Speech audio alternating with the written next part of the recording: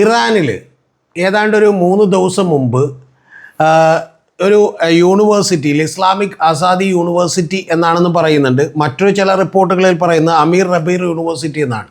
അപ്പോൾ ഇതിൽ ഏത് യൂണിവേഴ്സിറ്റിയാണ് നമുക്ക് കൺഫേം ചെയ്യാൻ കഴിഞ്ഞിട്ടില്ല. പക്ഷേ അത്തരം ഒരു യൂണിവേഴ്സിറ്റിയിൽ ഒരു പെൺകുട്ടി വന്ന് അവരുടെ വസ്ത്രങ്ങളെല്ലാം ഊരിയെറിയുകയും അവർ അണ്ടർ ഗാർമെൻറ്റ്സ് ധരിച്ചുകൊണ്ട് നടക്കുകയും നിൽക്കുകയൊക്കെ ചെയ്യുന്ന ചിത്രങ്ങളൊക്കെ തന്നെ പത്രങ്ങളിലും മാധ്യമങ്ങളിലുമൊക്കെ വളരെ വലിയ തോതിൽ സാമൂഹ്യ മാധ്യമങ്ങളിലൊക്കെ പ്രചരിച്ചിട്ടുണ്ട്.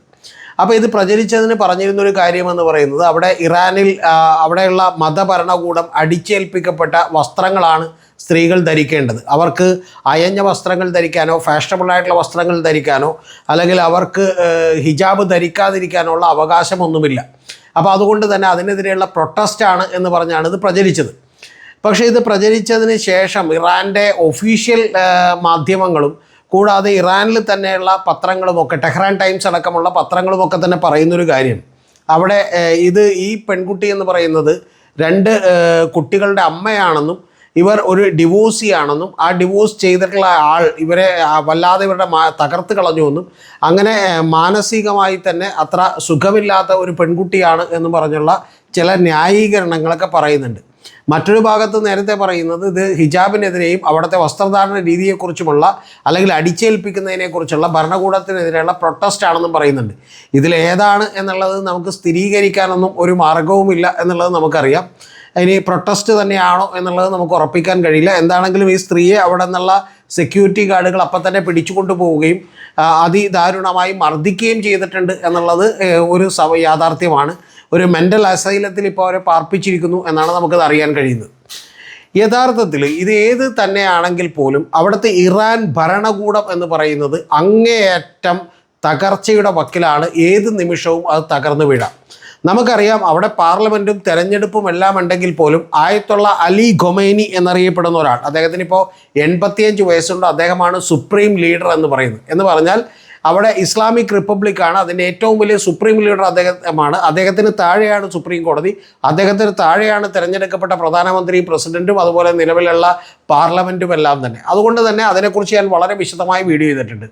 ഞാൻ നിരവധി വീഡിയോകൾ ഇറാനെക്കുറിച്ച് ചെയ്തിട്ടുണ്ട്. നാരദ ന്യൂസ് എന്ന് പറയുന്നൊരു യൂട്യൂബ് ചാനലിൽ ഇപ്പോഴും അത് കിടക്കുന്നുണ്ട്. 2 കൊല്ലം മുമ്പ് ചെയ്ത വീഡിയോകൾ. അതുപോലെ തന്നെ മാത്യു സാമുവലിൻ്റെ ഒരു ചാനലിൽ ഞാൻ വീഡിയോകൾ ചെയ്തിട്ടുണ്ട്. അപ്പോൾ അന്ന് മഹ്സ ആമിനിയുടെ കൊലപാതകവുമായി ബന്ധപ്പെട്ട് മഹ്സ ആമിനി എന്ന് പറയുന്ന ഒരു പെൺകുട്ടി ഹിജാബ് എന്ന് പറയുന്ന വസ്ത്രം ധരിച്ചിരുന്നു. ആ വസ്ത്രം ചെറുതായിട്ടൊന്ന് കാറ്റ് വന്ന് ഇത്രയും മാറി എന്ന് പറഞ്ഞ് കാറിൽ യാത്ര ചെയ്തുകൊണ്ടിരുന്ന മഹ്സ ആമിനിയെ പിടിച്ചുകൊണ്ടുപോയി സെപ്റ്റംബർ 16-ാം തീയതി 2022 ഇവർ അങ്ങേയറ്റം ക്രൂരമായി മർദ്ദിച്ച് ആ പെൺകുട്ടിയെ കൊന്നുകളയാണ് ഉണ്ടായിട്ടുള്ളത്.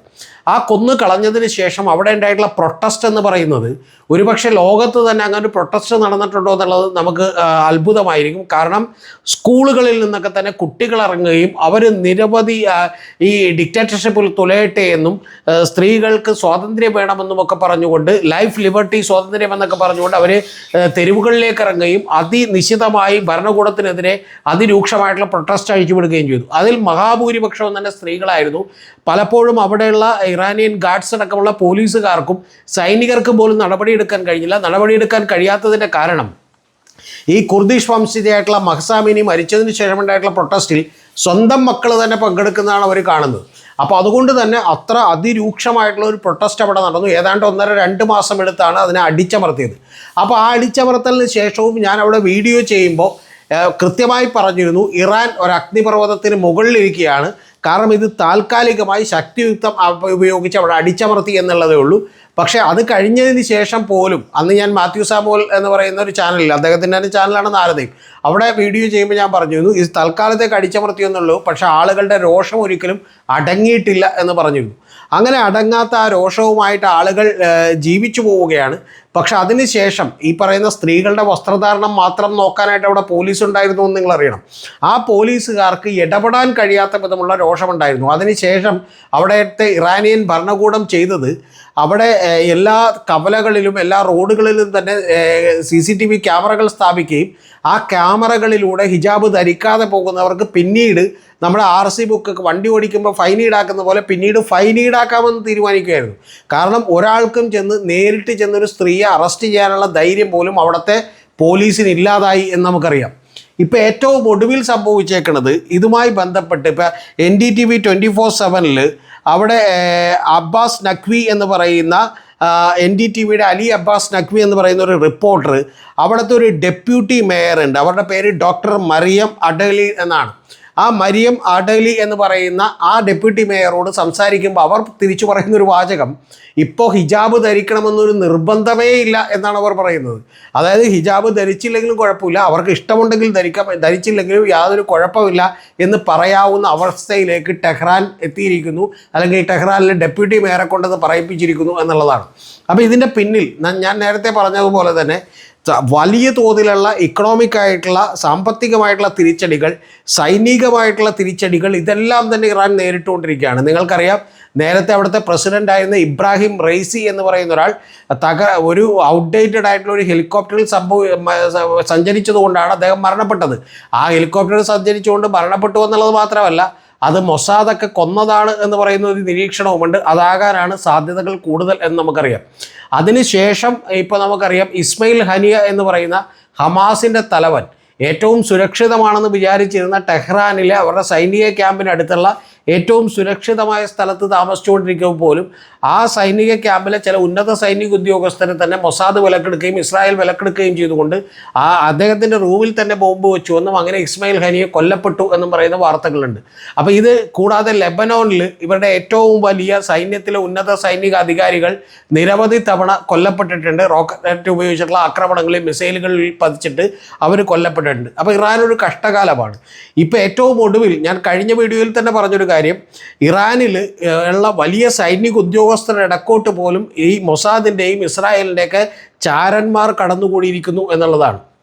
യഥാർത്ഥത്തിൽ ഈ ചാരന്മാരെ കണ്ടുപിടിക്കുന്നതിന് അവിടെ ഒരു വലിയ തോതിലുള്ള ഒരു ഡിപ്പാർട്ട്മെൻറ്റ് ഉണ്ടാക്കിയിരുന്നു. യഥാർത്ഥത്തിൽ ഏറ്റവും അവസാനം ഇറാൻ ഞെട്ടിപ്പോയൊരു കാര്യം, ആ ഡിപ്പാർട്ട്മെൻറ്റിൻ്റെ ഹെഡ് തന്നെ ഇസ്രായേലിൻ്റെ ചാരനായിരുന്നു എന്നുള്ളതാണ്. അപ്പോൾ അതുകൊണ്ട് ഇത് എങ്ങനെയാണ് ആളുകളെ ഇത്തരത്തിൽ സ്വാധീനിക്കാൻ കഴിയുക എന്നുള്ളത് വളരെ കൃത്യമായി ഇസ്രായേലിനറിയാം. അതിന് വളരെ കൃത്യമായ സൗകര്യമൊരുക്കുന്ന എല്ലാ പശ്ചാത്തലവും അവിടെയുണ്ട്. കാരണം അവിടെയുള്ള ജനങ്ങളിൽ മഹാഭൂരിപക്ഷവും തന്നെ ഇറാനോടുള്ള താല്പര്യം, ഇറാൻ ഭരണകൂടത്തോടുള്ള താല്പര്യം നഷ്ടപ്പെട്ടിരിക്കുന്നു. നിരവധി പത്രലേഖകർ, ഞാൻ അവരുടെ പേരുകളൊക്കെ വളരെ ഡീറ്റെയിൽഡായി പഴയ വീഡിയോകളിൽ പറഞ്ഞിട്ടുണ്ട്, അതുകൊണ്ട് ഞാനിതിൽ വിശദീകരിക്കുന്നില്ല. നിരവധി പത്രപ്രവർത്തകർ, ജേർണലിസ്റ്റ് പോലെയുള്ള ആളുകൾ, അവരെല്ലാവരും തന്നെ അമേരിക്കയിൽ വന്ന് അഭയം പ്രാപിച്ചിട്ടുണ്ട്. നിരവധി ഇറാനിയൻസ് ഇപ്പോൾ അമേരിക്കയിൽ വോട്ട് ചെയ്തിട്ടുണ്ട്. അതുപോലെയുള്ള ആളുകളൊക്കെ തന്നെ 10 ലക്ഷത്തോളം ഫോളോവേഴ്സുള്ള, വലിയ തോതിൽ സോഷ്യൽ മീഡിയയിലൊക്കെ ഫോളോവറുള്ള പല താരങ്ങളും വിദേശത്തു വന്ന് താമസിക്കുകയും വിദേശത്ത് അവർ പാട്ട് പാടുകയും ഡാൻസ് ചെയ്യുകയും ചെയ്ത വീഡിയോകളെല്ലാം തന്നെ ഇറാനിൽ പോലും നിരന്തരമായി വൈറലായിക്കൊണ്ടിരിക്കുകയാണ്. എന്ന് പറഞ്ഞാൽ അവിടെ പാട്ട് പാടാനോ സിനിമ കാണാനോ അല്ലെങ്കിൽ മറ്റേ ഹിജാബ് ധരിക്കാതെ പുറത്തേക്ക് ഇറങ്ങാനോ ഒന്നുമുള്ള അവകാശമില്ല എന്ന് നിങ്ങൾ ആലോചിക്കണം. അപ്പോൾ ഇതെല്ലാം ഇഷ്ടപ്പെടുന്ന ഒരു ജനതയെ എത്ര കാലം ഇറാന് തടഞ്ഞു നിർത്താൻ കഴിയും എന്നുള്ളതാണ് ചോദ്യം. യഥാർത്ഥത്തിൽ ഈ മഹ്സ അമിനിയുടെ മരണത്തിന് ശേഷമുണ്ടായിട്ടുള്ള, കൊലപാതകത്തിന് ശേഷമുണ്ടായിട്ടുള്ള വലിയ തോതിലുള്ള പ്രക്ഷോഭം തന്നെ കഷ്ടപ്പെട്ടാണ് അടിച്ചമർത്തിയത്. അതുകൊണ്ട് തന്നെ ഈ സ്ത്രീയുടേത് ഇതിപ്പോൾ യഥാർത്ഥത്തിൽ അവർക്ക് എന്തോ മെൻ്റൽ ഹെൽത്തിൻ്റെ പ്രശ്നമാണോ എന്നൊന്നും നമുക്കറിയില്ല. കാരണം അവരെക്കുറിച്ച് ടെഹ്റാനിലെ ന്യൂസ് പേപ്പർ പറയുന്നൊരു കാര്യം, ടെഹ്റാൻ ന്യൂസ് എന്ന് പറയുന്ന ന്യൂസ് പേപ്പർ പറയുന്നൊരു കാര്യം, അവർക്ക് 2 കുട്ടികളുണ്ട് എന്നും അവരെ ഭർത്താവ് ഒരുപാട് ദ്രോഹിച്ചതുകൊണ്ട് അവർക്ക് മാനസികമായിട്ടുള്ള അസ്വസ്ഥതകൾ പ്രകടിപ്പിച്ചു എന്നൊക്കെയാണ്.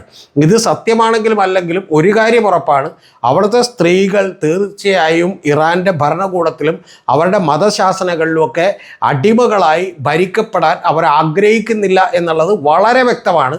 അതുകൊണ്ടാണ് ഇറാനിൽ നിന്ന് പുറത്തു പോയിട്ടുള്ള ആളുകൾ ചെയ്യുന്ന വീഡിയോകൾക്കെല്ലാം തന്നെ അവിടെ വലിയ തോതിലുള്ള റീച്ചുള്ളത്.